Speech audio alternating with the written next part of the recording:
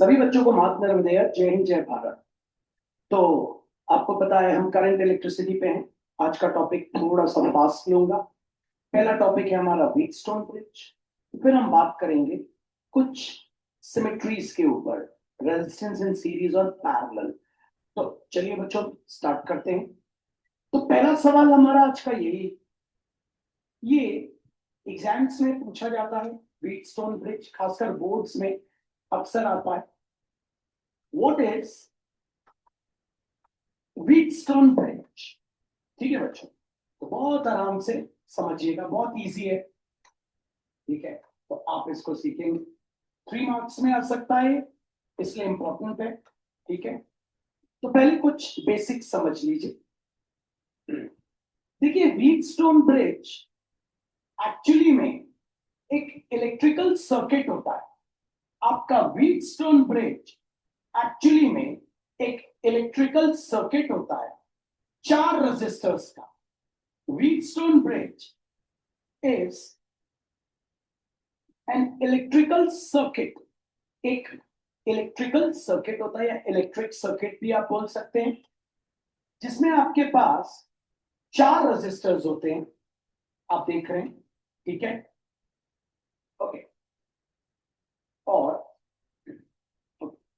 4 resistors होते हैं, एक गैल्वेनोमीटर होता है बीच में। लेकिन मैं इसमें बीच में एक और रेजिस्टर बना दे रहा हूं क्योंकि आपको कुछ एक्सप्लेन करना चाहता हूं। तो व्हीटस्टोन ब्रिज, अभी याद रखेंगे, व्हीटस्टोन ब्रिज आपका एक इलेक्ट्रिकल डिवाइस है या आप बोल सकते हैं इलेक्ट्रिक सर्किट है, जिसमें 4 रेजिस्टर्स होते हैं। भैया ने ये 5वां रजिस्टर बनाया है, तो आप ये अज्यूम कर लीजिएगा ये जो 5वां रजिस्टर है इसमें कोई करंट फ्लो नहीं कर। ठीक है, भैया ने 5 रजिस्टर बनाए, assuming that no current flows, no current flows through register R5। अच्छा बच्चों, अब आप एक बात बताओ, जब R5 में करंट ही नहीं बह रहा तो मतलब इस पॉइंट का पोटेंशियल और इस पॉइंट का पोटेंशियल क्या होगा? सेम। क्यों भैया? क्योंकि जब सेम होगा तभी तो पोटेंशियल डिफरेंस 0 होगा, और जब पोटेंशियल डिफरेंस 0 होता है तभी करंट नहीं बहता। आपको पता है करंट को बहने के लिए आपको चार्ज को उठा के ले जाना पड़ता है। करंट मतलब क्या? चार्ज का फ्लो होना। अब अगर मैंने आपको बोल दिया कि रजिस्टर R5 में कोई करंट बह ही नहीं रहा, कोई करंट फ्लो कर ही नहीं रहा, इसका मतलब ये पॉइंट और ये पॉइंट, इन दोनों पॉइंट का पोटेंशियल हो जाएगा सेम। अगर मैं इनका पोटेंशियल डिफरेंस निकालता हूं, मतलब potential at A minus potential at B, तो पोटेंशियल एट ए बी है, पोटेंशियल एट बी भी है, पोटेंशियल डिफरेंस क्या हो जाएगा? 0। और जब पोटेंशियल डिफरेंस 0 होता है तभी करंट फ्लो नहीं करता, क्योंकि पोटेंशियल डिफरेंस अगर 0 हो गया, पोटेंशियल डिफरेंस का मतलब the amount of work done, that means the amount of work done is 0। कोई वर्क ही नहीं किया मतलब चार्ज फ्लो ही नहीं किया, मतलब R5 में कोई करंट नहीं जा रहा। तो कोई भी रेसिस्टर में अगर करंट नहीं जा रहा है, मतलब प्यारे बच्चों वो रेसिस्टर के दोनों टर्मिनल्स का पोटेंशियल क्या रहेगा? सेम। क्योंकि पोटेंशियल अगर सेम हो गया तो ही पोटेंशियल डिफरेंस क्या होगा? 0। बात समझिए। आइए बात करते हैं व्हीटस्टोन ब्रिज। ओके, तो हमको यहां टू प्रूव करना है, फिर ये बोलता है प्रूव करो कि register 1 divided by register 3 equals to register 2 divided by register 4। The ratio of register 1 and register 3 is equal to the ratio of resistor 2 and resistor 4। यही हमें में सीधे प्रूफ नहीं किया जाता, ठीक है, ठीक है, बोर्ड में बताया जाता है, ठीक, ओके। अच्छा, ये एक लेग कहलाता है, इसका लेग, फर्स्ट लेग, और ये सेकंड लेग कहलाता है, ठीक है, याद रखेंगे। So what is Wheatstone bridge? Wheatstone bridge is an electrical circuit which is used to find the unknown resistance. अब इसमें से 3 तुम्हें दे देगा, चौथा निकालने दे देगा। 3 तुम्हें दे देगा, बोलेगा चौथा निकालो। याद रखना, 3 दे देगा, चौथा निकालो। तो Wheatstone bridge is an electric circuit which is used to find the unknown resistance by balancing their legs, by balancing their legs, by balancing their legs. So what is a Wheatstone bridge? भैया, Wheatstone bridge is an electric circuit which is used to find the unknown resistance by balancing their legs. लेकिन याद रखना, ये Wheatstone bridge भी तुम तभी apply कर सकते हो जब तुम्हें ये बैलेंसिंग हो इनमें, ठीक है। मतलब अगर मैं तुमसे बोलूं, बताओ ये Wheatstone ब्रिज है, ठीक है, अगर मैं तुमसे बोलूं बताओ ये Wheatstone ब्रिज है, तुम बोलोगे हाँ, बिकॉज 2/4 is 1/2, 8/16 is also 1/, तो ये Wheatstone, ठीक है। तो what do you mean by Wheatstone bridge? फिर हम डिराइव करेंगे बच्चों, बड़ी मस्त डेरिवेशन है, बस एक बेसिक याद रखना, ये जो बीच वाला रजिस्टर है, ठीक है, ये बीच वाले रजिस्टर से कोई भी करंट पास नहीं हो रहा, इसका मतलब इस पॉइंट का पोटेंशियल और इस पॉइंट का पोटेंशियल क्या होगा, सेम, क्योंकि जब पोटेंशियल सेम होगा तभी पोटेंशियल डिफरेंस 0 होगा, और जब पोटेंशियल डिफरेंस 0 होगा that means work done भी 0 होगा। What work done? Work done in moving a charge from one point to another. आपने कोई वर्क डन ही नहीं किया, चार्ज को आपने मूव ही नहीं किया, जब चार्ज मूव ही नहीं हुआ तो इलेक्ट्रिक करंट बहा ही नहीं, तो इसलिए इसके अंदर कोई भी करंट नहीं फ्लो कर रहा, ओके। तो फर्स्ट आती है डेफिनेशन प्यारे बच्चों, what is a Wheatstone bridge? आप क्या जवाब देंगे? भैया, Wheatstone bridge is an electric circuit which is used to find the unknown resistance by balancing their legs. Okay, remember, don't start deriving without writing the introduction. Wheatstone bridge के बारे में मत लिखना भैया। Wheatstone bridge एक ऐसा electric circuit है जिससे हम कोई भी अननोन रेजिस्टेंस की वैल्यू निकाल सकते हैं, but remember by balancing their legs, ठीक है, ओके। तो चलिए डिराइव करते हैं हम सब Wheatstone ब्रिज को, मन लगा के ध्यान देंगे, ठीक। तो आप करने जा रहे हैं एक बहुत ही अच्छा 3 मार्क का क्वेश्चन, ठीक है, आइए देखते हैं। तो चलिए, ये हमने मान लिया रजिस्टर 1, ठीक है, ये हो गया हमारा रजिस्टर 2, ठीक है, ये हो गया हमारा रजिस्टर 3, ठीक है, और ये हो गया हमारा रजिस्टर, ठीक है। तो यहां मार्क कर लेते हैं रजिस्टर 1, ठीक है बच्चों, देखते जाइएगा, यहाँ रजिस्टर 2, ये रजिस्टर 3, ये आप अपने हिसाब से 1 2 3 4 जहां मार्क करें, ओके।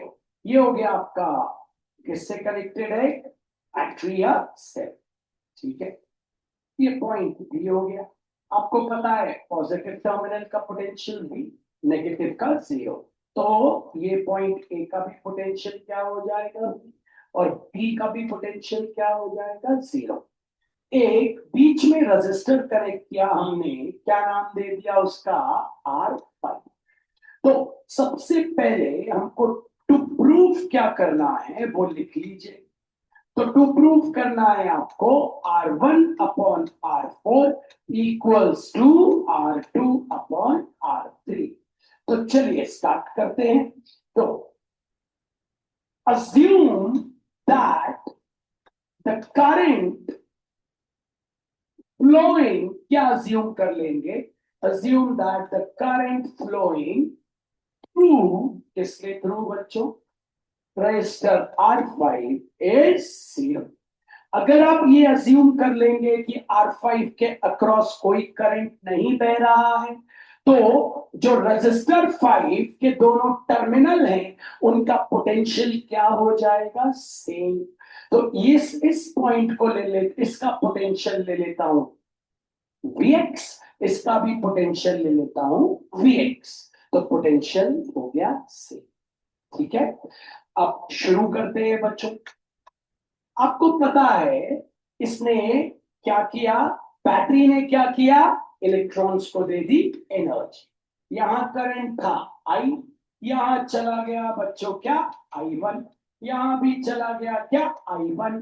अब यहां तो करंट गया ही नहीं क्योंकि पोटेंशियल क्या है, सेम। तो ये तो है ही नहीं, अब समझ लो ये वायर कट गई। तो यहां भी करंट क्या चला गया, I1, यहां भी करंट क्या चला गया, I1। यहां करंट I था, I1, तो यहां क्या चला गया, I2, यहां भी गया I2।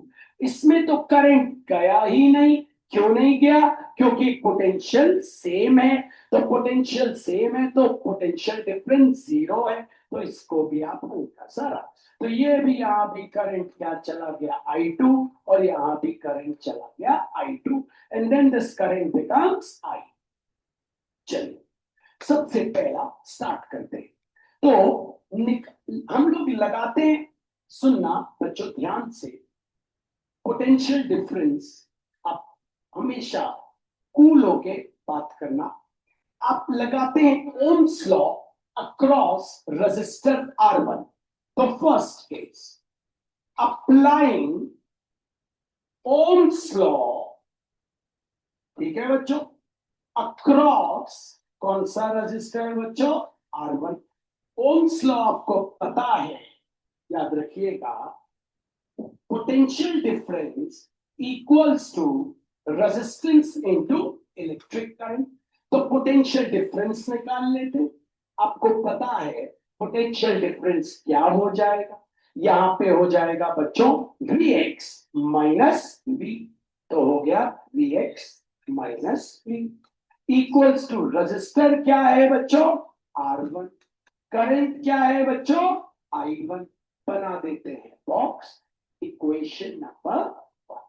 कोई दिक्कत तो नहीं बच्चों। अब लगाते हैं Ohm's law, applying Ohm's law, ohms law across क्या बच्चों, R2।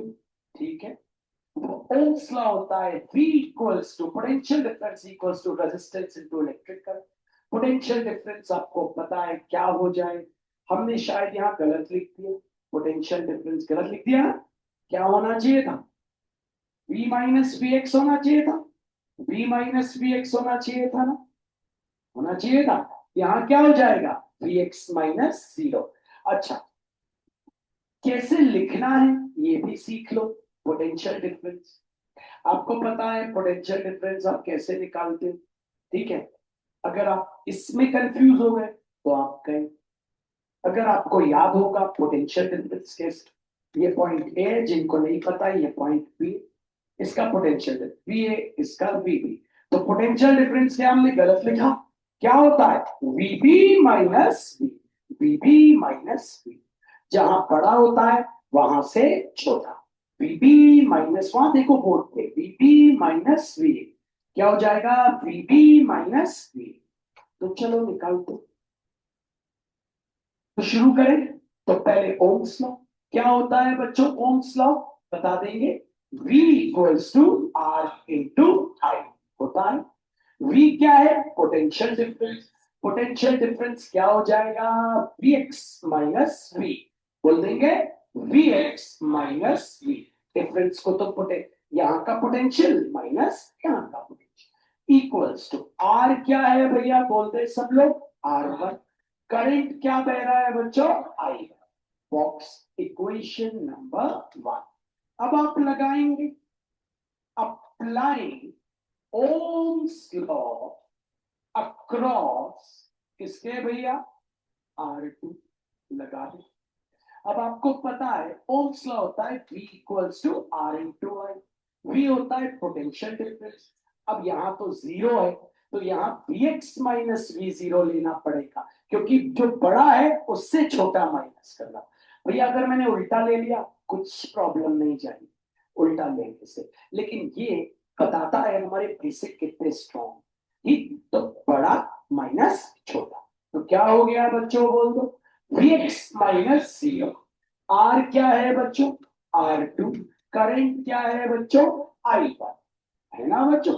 अब बना देते हैं बॉक्स, इक्वेशन नंबर 2। अब लगाते हैं बच्चों अप्लाइंग ओम्स लॉ, फोकस रखना इजी, अक्रॉस R4 लगाए बच्चों। ओम्स लॉ होता है V equals to R into I, V है पोटेंशियल डिफरेंस, तो यहां से यहां जा रहा है तो Vx माइनस V, तो Vx माइनस V। R क्या है बच्चों, R4।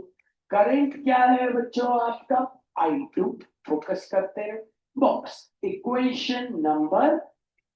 अब लगाते हैं बच्चों अप्लाइंग ओम्स लॉ, तैयार, अप्लाइंग ओम्स लॉ अक्रॉस, क्या हो गया बच्चों, R3, ये R4 था और वो है R3। चलो लगाते, होता है V equals to R into I, V है potential difference, Vx minus V0, बड़े में से छोटा। रेजिस्टर क्या है बच्चों, R3। प्यारे बच्चों करंट क्या है, I2। Box, equation number 4। अब आप ध्यान से देखिए कौन कौन सी इक्वेशन इक्वल है। तो आपको पता है भैया Vx माइनस V और Vx minus V are equal, ठीक है, तो लिख लेते फ्रॉम इक्वेशन कौन कौन सी बच्चों, 1 and 3। Left hand side cancel, क्या आ गया, R1 into I1 equals to बोल दे R4 into I2।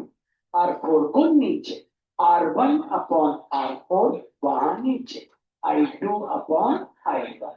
Box, equation number A हम दे दें। अब बच्चों आपको पता है फ्रॉम इक्वेशन 2 एंड 4, तो फ्रॉम इक्वेशन 2 एंड 4, ठीक है भैया। 2 लेफ्ट हैंड साइड कैंसिल, आ गया R2 into I1 equals to R3 into I2, तो नीचे ले जा R3 को नीचे, R2 upon R3 equals to I2 upon I1। Box, equation number B. अब from equation A and B ले लेते, फ्रॉम इक्वेशन क्या है बच्चों, ए एंड बी, तो राइट हैंड साइड कैंसिल हो गए, आ गया R1 upon R4 equals to R2 upon R3। हमको क्या प्रूव करना था, हमको प्रूव करना था यही, R1 upon R4 equals to R2 upon R3। Hence तो ये 3 मार्क्स में आता है, एक बार और कराऊंगा, ऐसा नहीं कि आप एक ही बार कर ले, but right the theory. What is the Wheatstone bridge, a Wheatstone bridge is a electrical circuit which is used to find the accurate measurement of unknown resistance by balancing its two legs. The Wheatstone bridge is an electric circuit which is used to find the unknown resistance, the accurate value of unknown resistance by balancing the legs. Okay, आइए एक बार और इसको derive कर लेते हैं प्यारे बच्चों, फिर इसके बाद अपन अपने टॉपिक पे चले। भैया इससे फायदा क्या, इससे फायदा ये, मान लो टीचर ने तुम्हें ये कल को क्वेश्चन दे,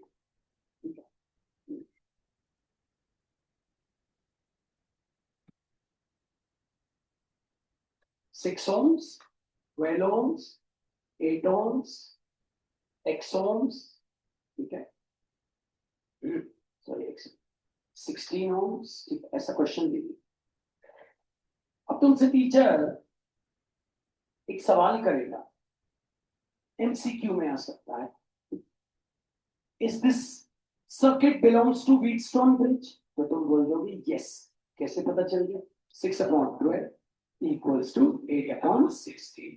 ऐसा हमें कभी कभी एमसीक्यू में भी आ जाता है, ये बात याद है। अब हम एक बार और डिराइव करते हैं, फिर फटाक से हम क्वेश्चंस कर लेंगे इसके, बहुत ही आसानी। आइए देखते हैं। तो what is a Wheatstone bridge? पहले डेफिनेशन ले लें भैया। Wheatstone bridge is electric circuit which is used to find the value of unknown resistance by balancing its two legs. ये हो गया A, this is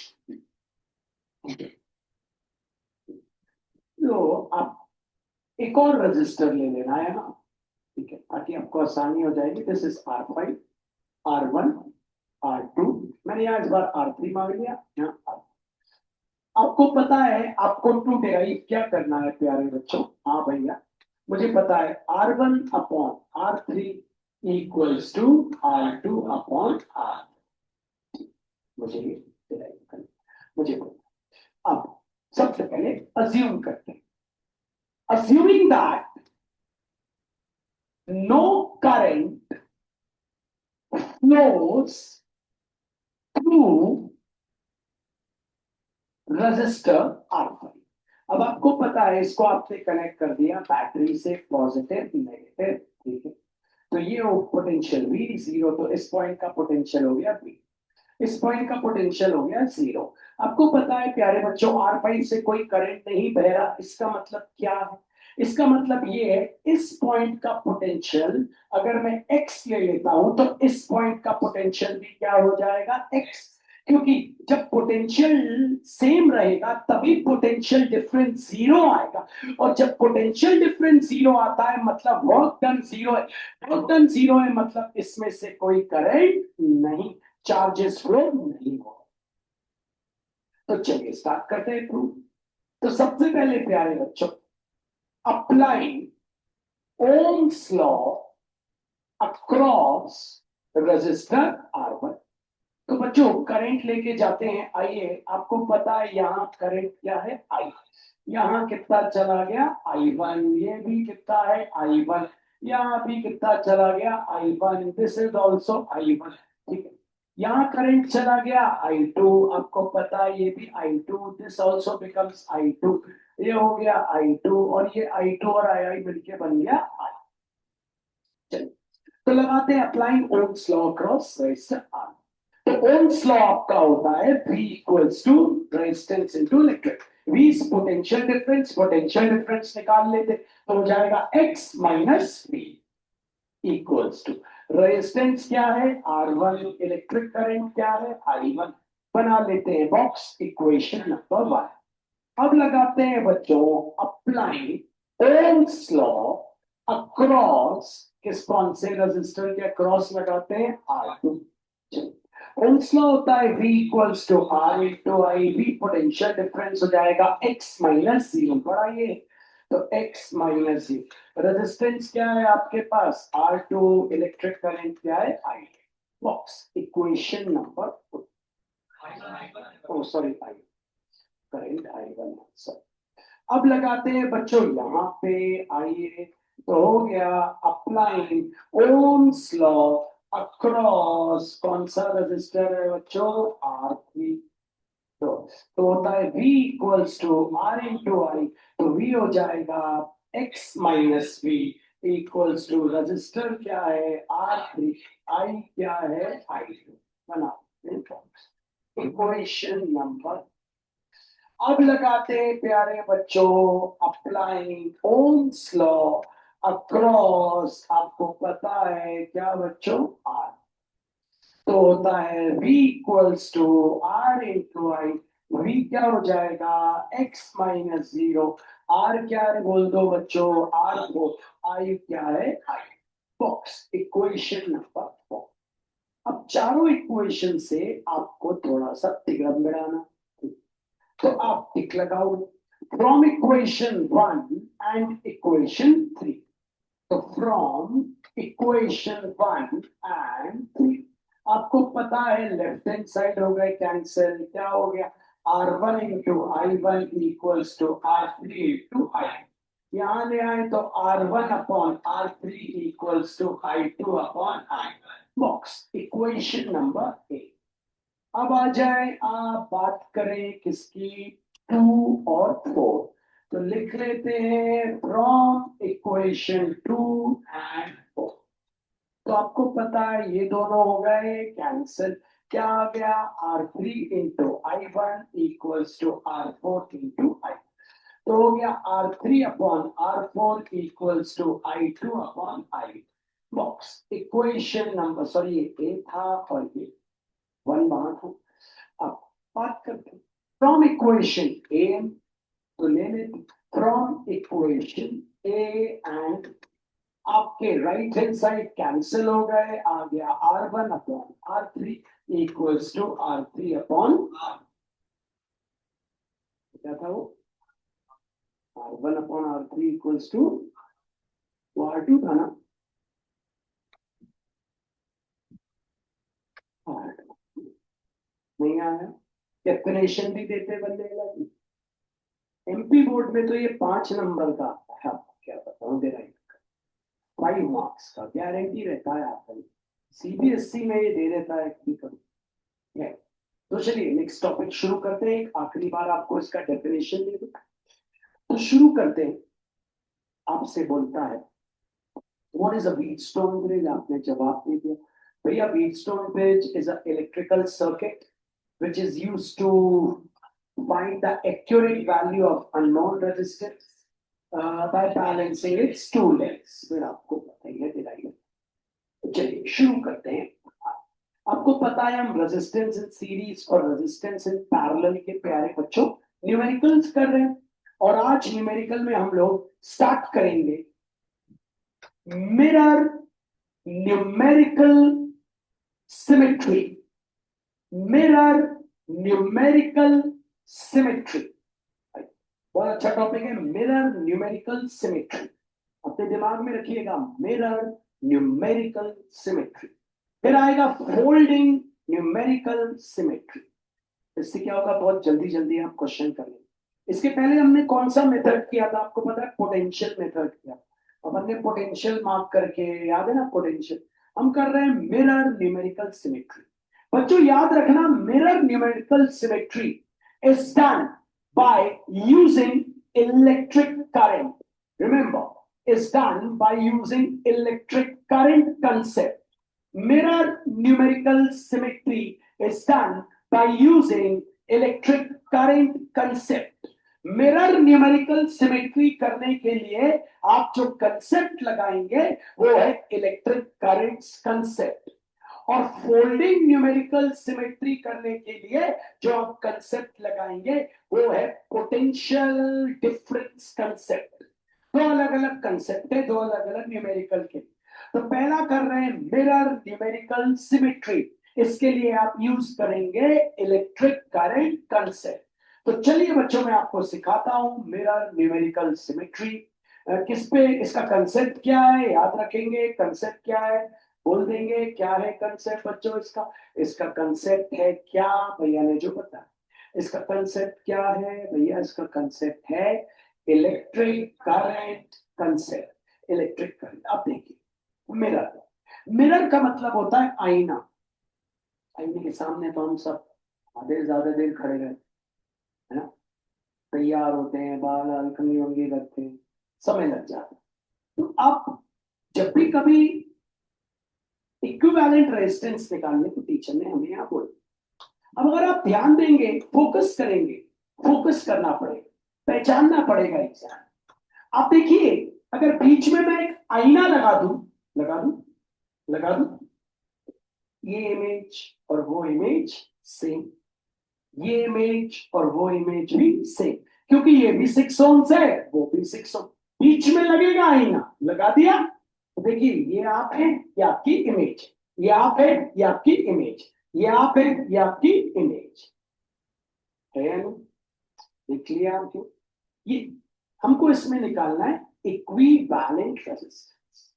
ठीक है, तो आप कैसे पहचानोगे मिरर न्यूमेरिकल सिमेट्री, आपको जो रजिस्टर यहां दिया होगा बीच में आप एक मिरर लगा दीजिए तो वही रजिस्टर वहां हो जाएगा। आपको जो रजिस्टर यहां दिया होगा बीच में एक मिरर लगा दीजिए वही रजिस्टर वहां हो जाएगा। अगर आपने पहचान लिया तो आपको बन जाएगा इक्विवेलेंट रेजिस्टेंस निकालते। ठीक है, तो चलिए पोटेंशियल मेथड से भी निकाल सकते हैं इसको, लेकिन मिरर न्यूमेरिकल सिमेट्री से और जल्दी। तो चलिए देखिए सबसे पहले क्या, सबसे पहले आपने इसको कनेक्ट कर दिया किससे, बैटरी से। तो यहाँ का पोटेंशियल क्या हो गया, V कनेक्ट कर दिया, और यहाँ का पोटेंशियल क्या हो गया बच्चों, 0। अब सुनिए मिरर न्यूमेरिकल सिमेट्री में क्या करना पड़ेगा। ठीक, अब चलिए तैयार हो जाइएगा। ये करंट आया, आया बच्चों, ओके। यहां करंट क्या चला गया बच्चों, I1, और यहां करंट क्या चला गया बच्चों, I। बस पहला स्टेप ये करना, इतना क्लियर। अब क्योंकि बीच में लगा हुआ है मिरर, अगर यहां करंट I1 है तो याद रखना उसके मिरर में भी करंट I1 है, लेकिन नीचे की तरफ। क्यों, क्योंकि वो तो बाहर निकलेगा, तो वहां पे भी करंट क्या रहेगा, I1। ऊपर की तरफ मत बना देना बेवकूफ टाइप, करंट यहां से बाहर। यहां करंट अगर I2 है तो मिरर के उधर भी करंट क्या रहेगा, I। ठीक है, अब जरा समझना भैया की बात, प्लीज समझना। ठीक है, समझना, जबरदस्त बात करने वाले हैं। अब एक बात बताओ बच्चों, यहां करंट I1 है, I1 है, I1 है, I1 है, I1 है, I1। करंट तो घटना चाहिए, यहां जाना चाहिए। यहां देखिए, वहां पे देखिएगा ये current I1 I1 I1 I1 I1 I1, तो यहां तो करंट बटना चाहिए। लेकिन भैया आपकी मिरर न्यूमेरिकल सिमेट्री ये बता रही है कि वही करंट I1 वहां पे भी है। इसका मतलब इसमें करंट गया ही नहीं, इसमें करंट गया ही नहीं, मतलब यहां का पोटेंशियल और यहां का पोटेंशियल हो गया 0। मतलब ये वाला रजिस्टर क्या हो गया, मर गया। इसको देखना ही, देखिए यहां करंट I2 है, यहां भी आएगा I2। यहाँ अब यहां तो बटना चाहिए, लेकिन आपकी मिरर सिमेट्री बोल रही है कि करंट तो I2 ही जा रहा है, मतलब यहां पे भी करंट क्या होगा, I2। दिस मीन्स दैट यहां से करंट गया ही नहीं ऊपर, मतलब यहां से अगर करंट ऊपर गया ही नहीं तो इसमें तो करंट फ्लो ही नहीं हो रहा। तो ये रजिस्टर हमारे लिए हो गया डेड रजिस्टर। अब बड़ा आसान हो गया, I1 करंट बह रहा है, I1 बह रहा है यहाँ, बताइए। तो ये दोनों हो गए सीरीज। I2 बह रहा है, ये दोनों भी हो गए सीरीज।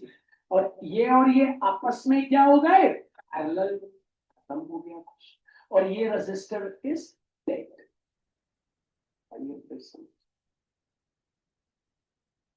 पहचान लीजिएगा एग्जाम में मिरर सिमेट्री, ये बहुत ही सिंपल क्वेश्चन। पहला बोर्ड पे बस फोकस करिए। तो चले पहले बताइए, क्या मिरर सिमेट्री वाला क्वेश्चन है, आप कैसे, मेरी शक्ल पे देख के नहीं, वहां देख के, बीच में लगा दिया मिरर, ये ऑब्जेक्ट उसकी इमेज भी 6, बीच में लगा दिया मिरर ऑब्जेक्ट 3 उसकी इमेज भी। तो मिरर सिमेट्री न्यूमेरिकल है या मिरर न्यूमेरिकल सिमेट्री। तो सबसे पहले हम क्या करेंगे, यहाँ का पोटेंशियल क्या हो जाएगा 0, और यहाँ पोटेंशियल से तो मतलब यहाँ रखना नहीं हो तो माफ कर। तो चलिए करंट लेके आते हैं। करंट क्या आया बच्चों, I। यहाँ क्या चला गया बच्चों, I1। ये जा रहा है I1, ये जा रहा है I1। यहाँ क्या चला गया बच्चों, I। ये जा रहा है, क्या है, ये भी I। मिरर सिमेट्री कहती है ये जहां मिरर लगा है, ये करंट अगर I1 है तो उसके इमेज वाला करंट भी हो जाएगा I1। यहां I1 है तो इमेज वाला करंट भी क्या हो जाएगा I1, लेकिन उसका डायरेक्शन क्या रहेगा, नीचे। मिरर सिमेट्री कहती है यहां का करंट अगर I2 है तो उसका इमेज वाला करंट भी क्या हो जाएगा I2, लेकिन डायरेक्शन कहां रहेगा, ऊपर, क्योंकि बाहर निकलना है करंट को। ठीक है भैया, अब बोर्ड पे देखिएगा, ये करंट I1, यहां भी करंट I1 I1 I1, और फिर यहां पे भी करंट आ रहा है I1। इसका मतलब यहां पे आते वक्त करंट हटा ही नहीं, मतलब करंट यहां गया ही नहीं, मतलब इसमें से करंट फ्लो नहीं हो रहा, मतलब this register is dead register. यहां देखिए करंट है I2 और वहां पे भी I2 है, मतलब यहां पे भी क्या होगा I2 I2, मतलब this means that I2 current यहां पे गया ही नहीं, that means this register is dead register. तो चलिए अब उस रजिस्टर को हम क्या कर लेंगे, थोड़ी देर के लिए भूल जाएंगे, स्टार्ट करते हैं। तो सॉल्यूशन, सबसे पहले इसके लिए सॉल्व कर रहे हैं 6 ओम 6 ohms and 6 ohms are in series।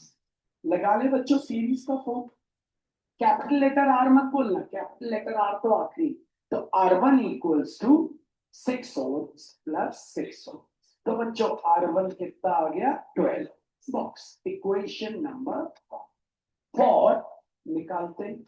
3 ohms and 3 ohms are in series, तो बच्चों क्या आ गया बता दो, R2 equals to 3 ohms plus 3 ohms, तो R2 कितना आ गया बच्चों 6।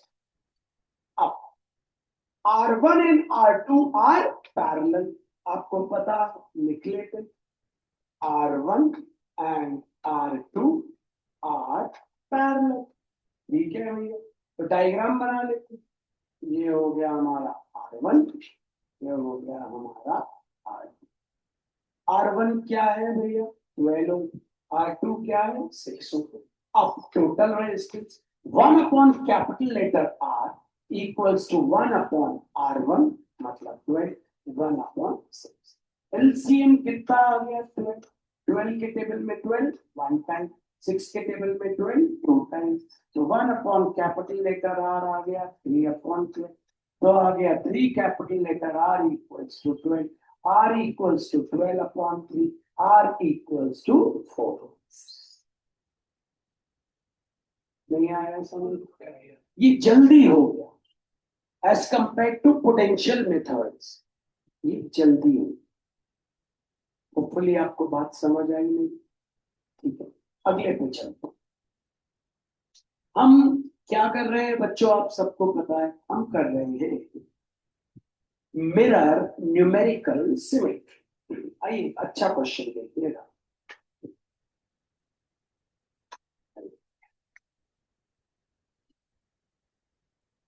हाथ ऊपर करिए और बताइए मिरर कहां से, इमेजिन करिए।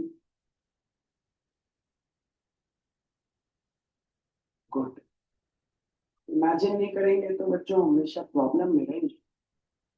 भैया ये बन गया आपका मिरर, देखिए 9 9 ohms 9 9 ohms 9 ohms 9 ohms 9 ohms, so simple. Imagine करिए, मैं आपसे फिर बोलूं, ये तो बहुत सड़ी सी चीज है, ये आपके दिमाग को बढ़ा रही है, देखिए ना, ये मैंने सीधा मिरर बना दिया, ठीक है। ये मत सोचिएगा बीच के रजिस्टर डेड हो जाएंगे, वो वहां हो गए थे, ऐसा जरूरी नहीं है यहाँ हो जाएंगे, ठीक है। अब आप देखिए करंट कहां से आएगा, यहां से, तो चलिए लेते हैं करंट। आया बच्चों क्या आई, यहाँ क्या चला गया आई, और यहाँ क्या चला गया आई। अब मेरा यहाँ करंट I2 है, तो यहाँ पे भी करंट क्या रहेगा I2, लेकिन कहा जाएगा नीचे, नहीं आया। यहाँ करंट I1, तो यहाँ पे भी करंट क्या होगा I1, लेकिन जाएगा उधर की ओर, इधर मत ले आना, समझ गए, तो उसको बाहर भगाना है ना करंट, ठीक है। अब अब बच्चों वापस इमेजिनेशन आ, अगर यहाँ करंट I1 है, यहाँ करंट I1 है, इसका मतलब यहां से करंट ऊपर गया ही नहीं, डेड नहीं हुए, ये मत बोलना है। यहाँ करंट वहां क्यों डेड हो गए, क्योंकि वहां दोनों तरफ से डेड थे, दोनों तरफ। उस वाले क्वेश्चन में क्या था, दोनों तरफ का कंसेप्ट था, देखो ऊपर से भी नीचे से।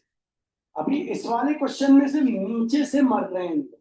अभी देखते हैं ऊपर से। तो यहाँ करंट I1 है और यहाँ भी I1, इसका मतलब करंट वहां है। ठीक है, मतलब ये जो टच कर रहा है, ये जो यहाँ पे ये जो हमने बनाया ना टच करता, वो ये एक्चुअली टच नहीं कर रहा। मतलब समझे क्या बोल रहा हूँ? टच नहीं कर रहा मतलब भैया क्या, देखो मैं बोलना चाहता हूँ इसको टच नहीं ये यहाँ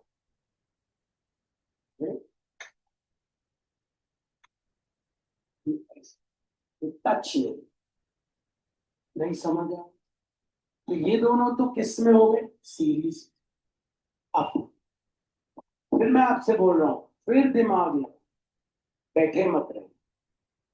ठीक है, तैयार? अब मुझे ये बताओ, यहां गया करंट I2 गया, अब वही करंट I2 वहां जा रहा है, इसका मतलब यहां पे करंट गया ही नहीं।